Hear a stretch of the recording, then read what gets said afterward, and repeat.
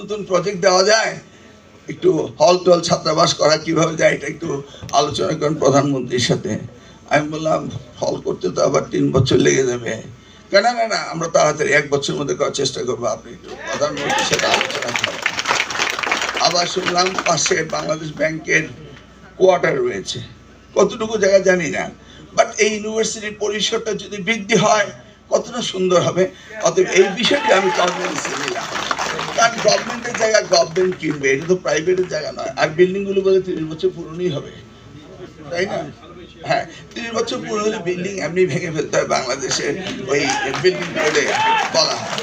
Anyway, এগুলি আমরা দেখবো, কিন্তু কালি আমি পেলাম সেটা ঠিক আছে, কিন্তু আমরাও তো তোমার কাছ থেকে পেতে চাই, তাই না? ভবিষ্যৎ একবার ভেবে দেখো শিক্ষার্থীরা, তোমার জীবন তোমার হাতে। আজকে তোমরা কষ্ট করেছো বলে আজকে এই অনার্সে এই অ্যাওয়ার্ড পেয়েছো। এই অ্যাওয়ার্ড যেন সারা জীবন তোমার স্মৃতিতে চিরজাগরুক থাকে। সেই জন্য তুমি আগামী দিনে নিজের প্রেক্ষাপটে যতটুকু সামর্থ্য আছে ততটুকুকে কাজে লাগাতে হবে। সময়কে কখনো বিফলে যেতে দেওয়া যাবে না, কাজ করতেই হবে। আমরা কি ভেবেছিলাম যে আমরা আবার দায়িত্ব পাবো এবং এই দেশকে সেবা করতে পারবো যেভাবে আমরা 2001 হতে 2006 পর্যন্ত করেছিলাম?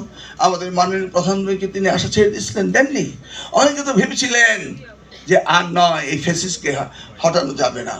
জাতি একত্রিত হয়ে এই ফেসিসকে হটিয়েছে। আবারও আমরা সরকার গঠন করেছি, এমন এক নেতা পেয়েছি যে নেতা নিরলস পরিশ্রম করছে। আমি দায়িত্ব পাওয়ার পর কখনো 6 ঘন্টা ঘুমিয়েছি এমন দিন আমি দেখিনি। কিন্তু তাহলে আমার প্রধানমন্ত্রী, তিনি তো আমার একটি মন্ত্রণালয় নয়, প্রত্যেকটি মন্ত্রণালয় দেখছেন। আপনাকে দেখেছেন যে আমাদের প্রধানমন্ত্রী সংসদ শুনেছে, একদিনও সংসদে অনুপস্থিত ছিল না, একদিনও না। আজকে বোধহয় অনুপস্থিত হতে পারে, আজকে কোথায় বাইরে গিয়েছেন, তাই না? মৌলিকবাজারে গিয়েছেন। দেখুন, প্রতিক্ষণ তিনি কাজ করছেন, আমরা সকলে নিরলস কাজ করছি। কিছুক্ষণ আগে হামিদ এসে আমাকে বললো, কোন স্কুলে গিয়েছিলে? লালবাগ স্কুলে গিয়েছিল।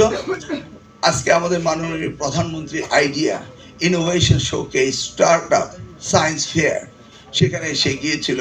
আমাকে গল্প করে বলতেছে যে মিলন ভাই কি দেখলাম, আমাদের ছেলেরা কত প্রতিভাবান, সে আমাকে এক্সপ্লেন করছিল।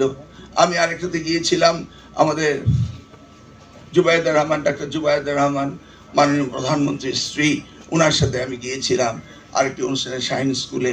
কত না ইনোভেটিভ তারা, সেই জন্যই সারা বাংলাদেশে ইনোভেশনের কাজ চলছে, স্টার্ট আপের কাজ চলছে, সংস্কৃতি মনার জন্য তাদের প্রতিযোগিতা চলছে, ক্রীড়া প্রতিযোগিতা চলছে।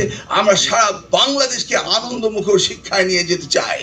সেই জন্য আমরা ক্লাসে আনন্দমুখর শিক্ষা, লার্নিং উইথ হ্যাপিনেস, সেটাও আমরা ইনক্লুড করেছি আমাদের সিলেবাস কারিকুলামে। আমরা 6 ডিবেটের উপরে মানুষের পরিচিত করার জন্য সেই জায়গাও আমরা কারিকুলাম দিচ্ছি। তার মানে কি, সামনের বাংলাদেশ কি হবে সেই কাজ, সেই দায়িত্ব আমরা এগিয়ে নিয়ে যাচ্ছি, এবং সেইটা করার আপনারাই হলেন সেই দায়িত্বে থাকার, তাই না? সেই জন্য আবারও সকলকে বলবো যে আপনার শিক্ষাকে গুরুত্ব দিয়ে সমাজ গঠন করুন। কেউ যেন মাদক আসক্তের কথা বললো, আমরা সকলে মিলে তো সেটার প্রতিবাদ করতে হবে, তাই না?